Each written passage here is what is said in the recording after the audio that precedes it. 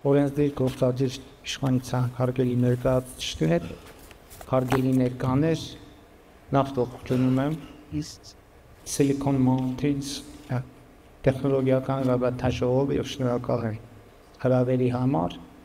եւ դիտում եմ ընդգծել, որ կարևորում եմ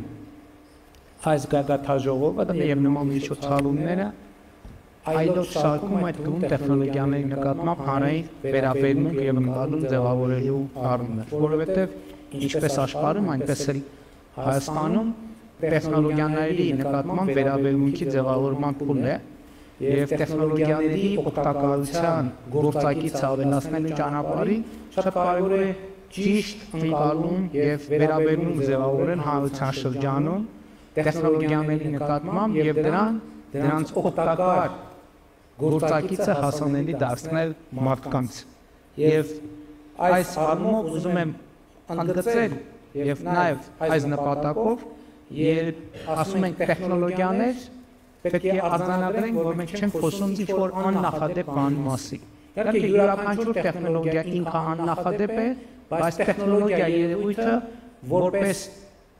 էություն եւ որպես բովանդակություն քաղաքակրթությանը ուղեկցող մշտական գործընթաց է եւ տեխնոլոգիաների զարգացումն է անընդհատ գործընթաց։ Հիմա մենք խոսում ենք արհեստական բանականության մասին, բայց process-ը ամբողջական հասկանալու համար մենք պետք է օրինակ արձանագրենք, որ գյուղատնտեսությունը ժամանակի, երբ որ մարդը որդեգրում էր գյուղատնտեսություն եւ արդեն սովորում էր բուսաբուծություն, օրինակ, դա տեխնոլոգիա է։ Չնայած մի քանի հազարամյակների զարգացմանը հիմա գյուղատնտեսությունը զարգացման նոր էջ է բացել իր համար, որովհետև ի հայտ է գալիս արդեն ինտենսիվ գյուղատնտեսությունը, որի մեջ արդեն բազմաթիվ ենթազարգացումներ են տեղի ունենում։ Կրակը եւ փակ կերակուրը դրանք ժամանակին, ինչպես ասում են, cutting edge տեխնոլոգիաներ էին եւ այս առումով համեմատությունը անտեղի չէ, որովհետեւ նույն կրակը վերծված է բնությունից ըստ էության, բայց արհեստական բանականությունն էլ գործում է բնության մեջ գոյություն ունեցող եւ գործող օրենքների ադապտացման եւ ողջագրման շնորհիվ եւ սա ուզում եմ ընդգծել ցույց տալու համար, որ տեխնոլոգիաները եղել են կա եւ շարունակելու են մնալ մարդու կյանքը լավացնելու, բարեկեցության աստիճանը բարձրացնելու միջոց եւ այդպեսին եղել են միշտ, չնայած մենք հիմա ասում ենք, որ տեխնոլոգիաները բերում են մարտահրավերներ եւ սպառնալիքներ, բայց այս երևույթը նույնպես նորություն չէ։ Բոլոր տեխնոլոգիաները իրենց հետ բերել են սպառնալիքներ եւ մարտահրավերներ, այսօրվա տեխնոլոգիաների մասին շատ է ասվում, որ եւ դա ճիշտ է, այսինքն ասված որևէ պնդում եւ հանրության շրջանում գոյություն ունեցող որևէ մտահոգություն ես չեմ ուզում հերքել, ուղղակի ուզում եմ ավելացնել, ասում եմ, որ այսօրվա տեխնոլոգիաները կարող են մարդուն կախվածության մեջ գցել եւ դա ճիշտ է, բայց սա առաջին տեխնոլոգիան չէ, որ մարդուն կարող է կախվածության մեջ գցել։ Ես ուզում եմ բերել օրինակ դեղագործության օրինակը, որը ժամանակին երբ որ ինքը ստեղծվում էր, արդեն էլի cutting edge տեխնոլոգիա էր, որը իր հետ բերեց նաև այլ մարտահրավերներ եւ ինչ այլոց այդ մարտահրավերները այսօր, մինչեւ այսօր ոչ միայն առկա են, այլև իրենք ծավալվում են ամբողջ թափով, բայց որևէ մեկի մտքով չի անցնում ուղղակի անջատի չանջատել եւ դեղագործական տեխնոլոգիաները զրոյացնել։ Եվ այս առումով ես ուզում եմ ընդգծել, որ բացման տեսահոլովակում ասված այն նախադասությունը արտահայտված այն միտքը, թե արհեստական բանականությունը եւ ընդհանրապես տեխնոլոգիաների հետ մեր առնչությունները կանխորոշում են Հայաստանի Հանրապետության ապագան, դա 100% ճշմարտություն է, բայց ես ուզում եմ դրացնել, որ այդ նախադասությունը նույնքան ճշմարիտ այսօր հնչում է աշխարհի բոլոր երկրներում, առանց բացառության բոլոր երկրներում, եւ իհարկե ես կուզենայի ավելացնել, որ իմ տեսակետից կամ կառավարության տեսակետից, համոզված եմ նաև ներկաներից շատերի տեսակետից, ձևակերպումը հետեւյալն է, որ ապագան կանխորոշվում է այո տեխնոլոգիաների ներդրմամբ եւ նրանց հետ հարաբերվելու ձևերի որդեգրմամբ եւ այդ process-ները կառավարելու կարողությամբ։ Կարծում եմ ակնհայտ է, որ մեր կառավարության քաղաքականությունն է աջակցել տեխնոլոգիաների եւ տեխնոլոգիական ոլորտների եւ ոլորտի զարգացմանը եւ վերջերս առիթ ունեցել եմ այսօր շատ պատեհ եմ համարում բարձաբանել, թե որոնք են այն գործիքները, որոնցով կառավարությունը ուզում է եւ աջակցում է եւ ռազմավարական ընկալում ունի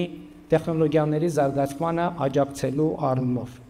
Ես կարող եմ հիշատակել առաջին 3 քայլերը, որոնցով մենք պատկերացնում ենք, որ պետք է աջակցենք տեխնոլոգիական ոլորտի զարգացմանը։ Դրանցից առաջինը կրթությունն է, երկրորդը կրթությունն է, երրորդը կրթությունն է։ Հաջորդ քայլերը թվարկելով կարող եմ հիշատակել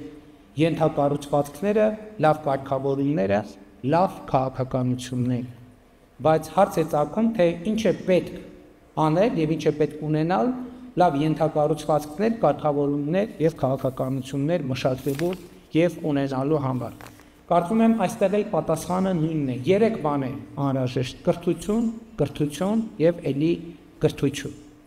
Այստեղից էլ հարց է առաջանում, թե իսկ ինչ է անհրաժեշտ լավ կրթական համակարգ ունենալու համար։ Լավ կրթական համակարգի համար էլ նույն բանն է անհրաժեշտ՝ լավ քաղաքականություններ, ենթակառուցվածքներ եւ կարգավորումներ։ Դե հույս ունեմ, որ արդեն պարզ է նաեւ, թե մեր տեսակետից ինչ է պետք ունենալ կրթական ոլորտում լավ քաղաքականություններ, ենթակառուցվածքներ եւ կարգավորումներ ունենալու համար, եւ այստեղ էլ մեր պատասխանը հետեւյալն է. առաջինը կրթություն, երկրորդը կրթություն, երրորդը կրթություն։ Եվ մենք սա իմիջիալոց ուզում եմ ասել, որ մեր ունեցած պրակտիկ փորձից ենք եկել այս եզրակացության եւ սրա մեջ իհարկե կա քաղաքական կարգախոս եւ քաղաքական ընկալում, բայց ուզում եմ ասել, որ այս քաղաքական կարգախոսը եւ ընկալումը եւ այս ռազմավարությունը մեզ համար կյանքի հետ առնչվելու փորձի արդյունքում ձեռք բերված իմացության արձանագրում է։ Իհարկե նման դեպքերում շատերը ասում են եւ փորձում են լրացնել կամ հարցադրում են անում, թե կարծես թե մենք մոռացանք մեկ ուրիշ կարևոր բան եւ խոսքը փողի մասից։ Իհարկե փողը շատ կարևոր է, բայց ես էլի ուզում եմ անդրադառնալ հարցին,